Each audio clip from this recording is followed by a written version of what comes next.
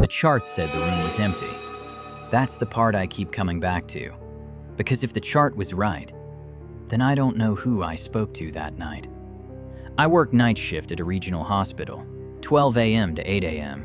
Quiet hours, dimmed lights, most patients asleep, most staff moving like ghosts through long white hallways. You learn quickly which floors feel wrong. The fourth floor was one of them. Room 417 had been empty for weeks. Everyone knew that. It was just after 2 a.m. when the call light went off. Room 417. I frowned at the board.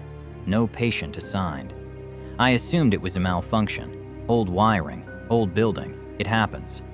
I reset the light from the nurse's station. 30 seconds later, it went off again. I grabbed a clipboard and headed down the hall. The lights were low, casting long shadows that stretched and shifted as I walked. The air smelled faintly of antiseptic and something else. Metallic, old, wrong.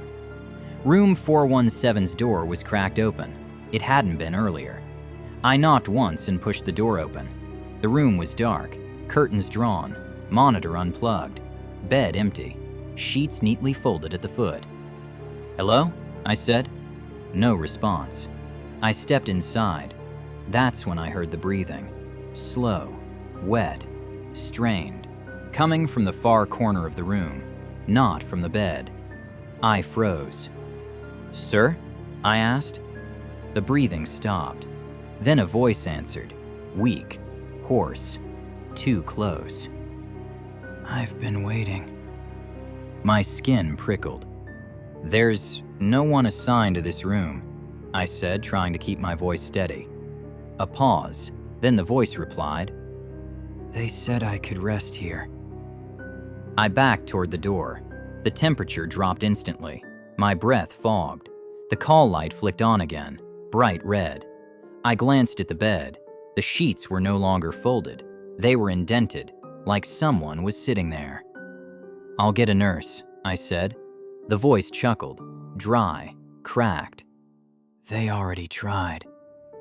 The heart monitor powered on by itself. Flatline.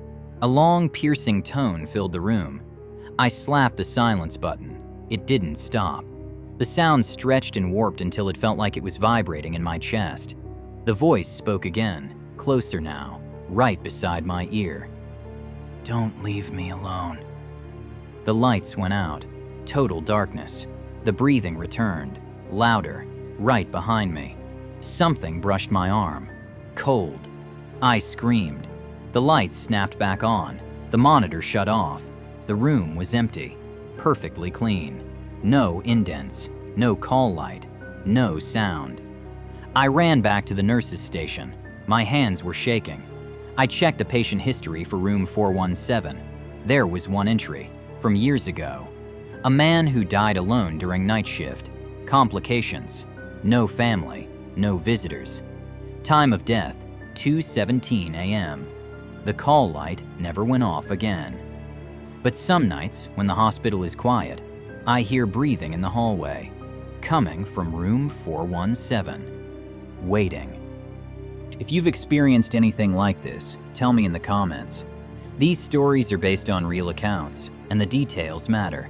If you want more true events like this, subscribe, because sometimes the smallest incidents are the ones that stay with you the longest.